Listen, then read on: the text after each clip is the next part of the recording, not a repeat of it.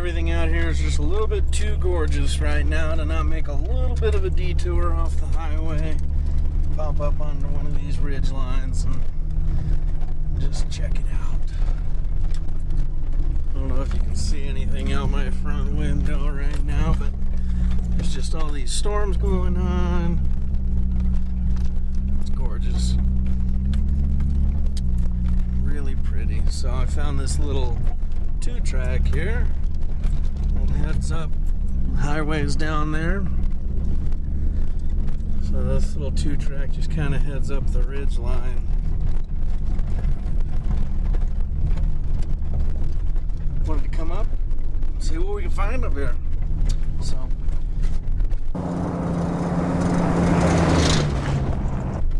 what do you think, Jazz? What do you think? You ready? Yeah. Getting her all excited here. I don't know where this trail goes. It's one of the best parts, I think. It's not exploration if you've been there before. Kind of a little split in the 2-track. There's like a little obscure track that goes off this way. The main track, I guess, goes up this ridge line over here and boom. This is awesome.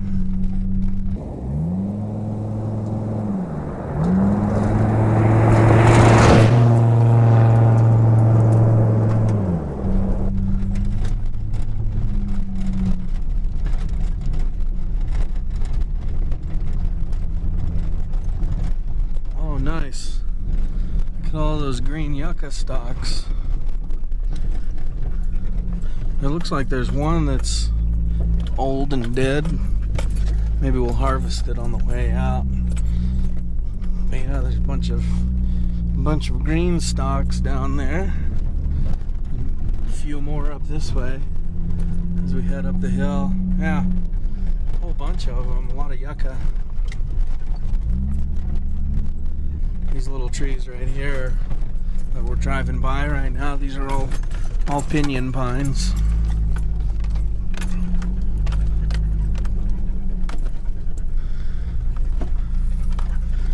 Pretty adventurous little rocky spot.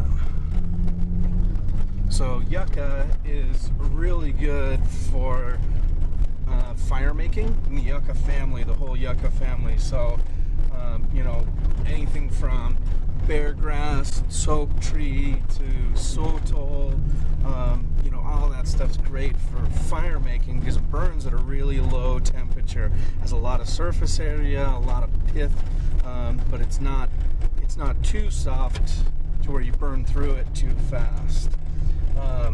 So yeah, it makes really good fire making materials when you're talking about friction fire, primitive fire making.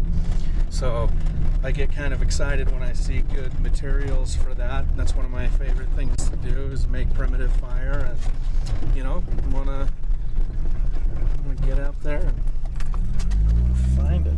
You know, find the good stuff.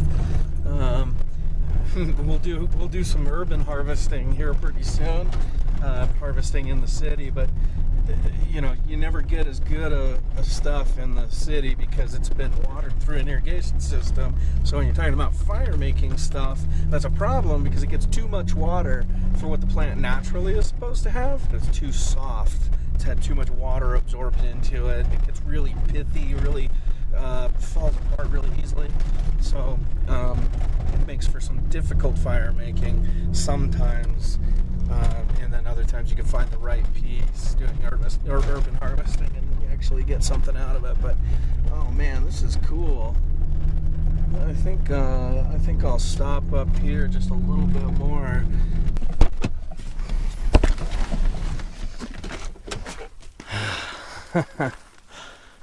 All right. Man, is this just gorgeous.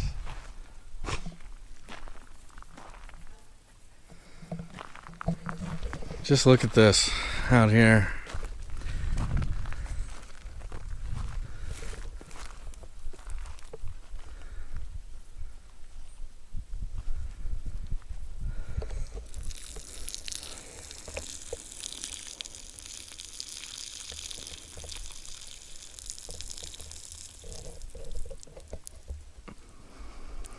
leave my mark on this spot here. So I found this cool little spot. Hey, Jazzy girl.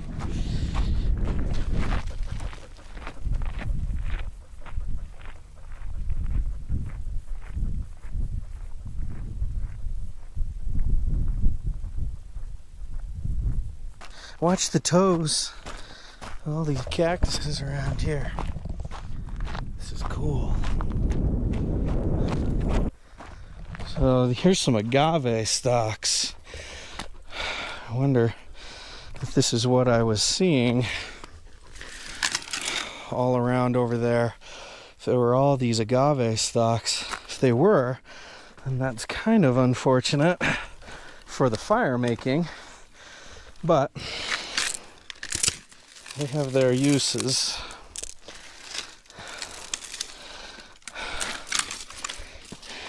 Yeah, this is an agave stock. So, some of the differences between agave and yucca. So agave has these kind of leaves on them. Extremely fleshy, really rigid, extremely sharp points on the ends of them. You can get yourself really messed up on these things. I mean, look, I'll take a rock here, and if I just push this, you can see how sturdy, I mean, yeah, you can see how sturdy that point is. And not only are these points extremely sharp and extremely sturdy, but they also, the flesh, like the juices inside of the agave, are toxic. They won't kill you or anything like that, but it'll cause you a lot of discomfort for sure. And it just sucks. It's really gets you really irritated. One cool trick though, if I can find one of these that's not gonna eat me, is if you break that, you just break that off. I'm trying not to get stabbed by the other ones. And then you peel this back a little ways. See this? That's kind of fibrous, has these strings on it, these fiber strands. And these fiber strands individually are extremely strong, and they're attached to this very strong point here. And what you can do is you can run your fingernails or rock on these strands and these fibers, pull this all the way until you get to the bottom of the leaf. You just pull that all the way until you get to the bottom of the leaf, cut it off there at the bottom, and scrape all of the meat off of those fiber strands, and then you have essentially needle and thread connected together. So you don't really have to do anything. Or you could take all of those strands, separate them individually,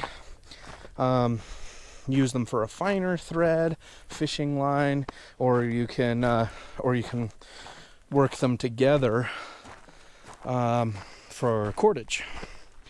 You can also make cordage from any of the dead agave plants leaves. Here's one here.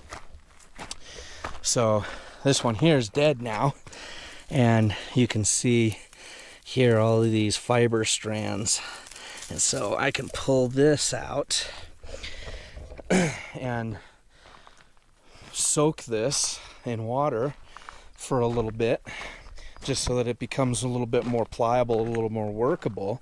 And you can see these individual strands, they're not extremely thick, and when you work them together, if you let them soak for a little bit so that they're really workable, you work them together and they become like a twine. It's pretty cool. So that's a pretty neat deal. But yeah, this is agave. I'm wondering if there are any if there are any yucca stalks, or if everything that I was seeing was agave, which as of now, I think everything I was seeing was agave. Alright. Man, this has been a fun little spot.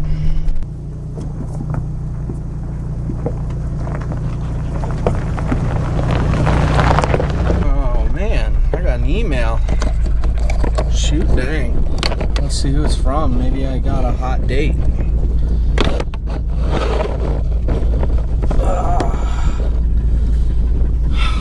Looks like I got an email. Oh, you know what? That's what I'm doing for work tomorrow.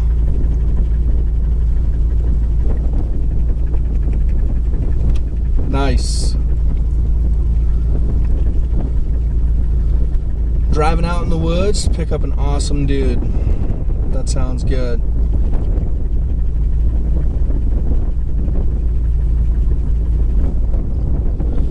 Cool beans. I always like finding out what I'm going to do for work. You know, it's nice to know. So the job that I have it's pretty interesting. So I work for a wilderness therapy program out here in southern Utah. Well, not here. I'm in Arizona right now. But anyway, I work for a wilderness therapy program in southern Utah, and tons of fun. I'm in their logistics department, so I just get to drive a lot. I come out on all these dirt roads. I've talked to you guys about this before. You know, come out on a lot of dirt roads like this. This one's a little bit, I don't know, more of our destination roads, but not, you know, not the main roads. Anyway, so I just get to drive out on these cool roads. I get to interact with some awesome people, and then at the same time, I also I go out and I teach hard skills. How cool is that? Like going out and teaching kids about the indigenous tribes that used to occupy this space, and you know how they used to live their lives, and some of the skills that they needed that were necessary for them to survive. Whoa, man! Let's roll up these windows. Woo! Sorry, we just hit the highway and stepping on the gas. Super cool job, but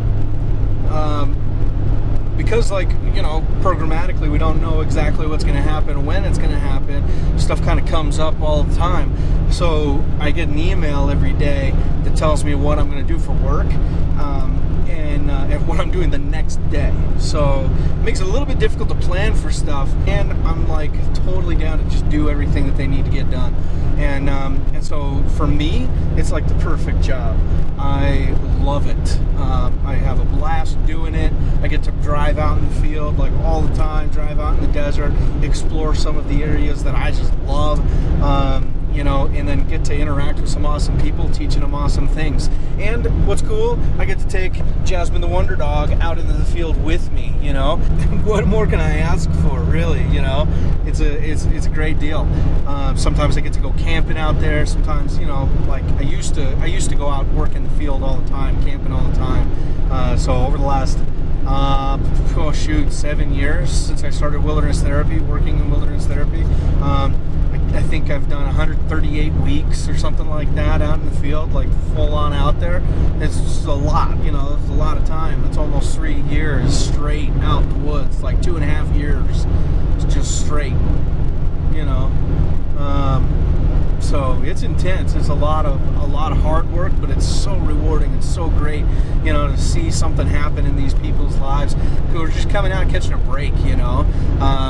Just, you know, struggling. I was there when I was 19 years old. I went through a wilderness therapy program. I got stuck in a hard way, and I just, you know, yeah, I went out there and I just like reconnected with myself. I found out who I really was and who I wanted to be, and who I was at the time and who I wanted to be were two different people. And you know, like I had to definitely carve away of myself, cut some things out of my life, and I had to take on some new things. I had to open myself up to receiving some things that were not so easy for me to take in, you know, and so for me, it's done wonders. The desert's been a great a great piece of that for me. And you know, to be able to work in that field and experience that stuff every day, and how, you know, how the desert and how the wilderness can affect people, and also just like, you know, being with cool people that are just getting away from their lives for a second, you know, they just have to escape it so that they can find themselves, you know, get out of the rat race and just have a direction, you know, find a direction in their lives. Just so much coolness that happens out there. I can't even express it enough. Anyway, so yeah, I just found out what I'm going to do tomorrow. So now all that's left is to drive to St. George the rest of the way, the last couple hours here, get to bed so that I can get up tomorrow, start it all over again, work with some awesome people. Peace out, make it a great day, all right?